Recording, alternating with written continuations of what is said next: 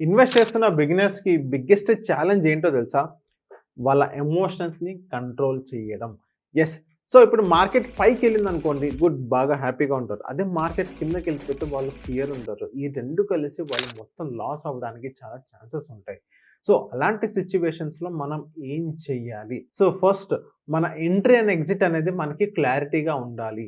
Second stop and loss అనేది మనం ముందే చూసుకోవాలి. అండ్ నెక్స్ట్ న్యూస్‌ని మనం బ్లైండ్‌గా ఫాలో అవ్వకూడదు. ఐ మీన్ న్యూస్‌ని ఫాలో అయ్యి అక్కడ మన ట్రేడింగ్ అనేది మనం చేయకూడదు.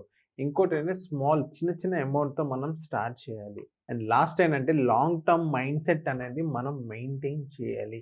సో, ఈ మొత్తం మనం చేసుకున్నట్లయితే మనం బిగినర్స్ అయినప్పటికీ మనం కొంచెం మనీ లాస్ అవ్వకుండా మనం కంట్రోల్‌లో ఉంటాం. మార్కెట్ స్ట్రక్చర్ గురించి గానీ, మార్కెట్ గురించి కానీ మనం నేర్చుకోగలుగుతాం. సో, ఇవన్నీ ఫాలో అవ్వండి. మీరు కొంచెం సక్సెస్ అయ్యే ఛాన్సెస్ అయితే ఉంటది. ఇలాంటి టిప్స్ మా ఛానెల్‌లో వస్తానే ఉంటాయి. మా ఛానెల్‌ని ఫాలో అండ్ సబ్స్క్రైబ్ చేయండి.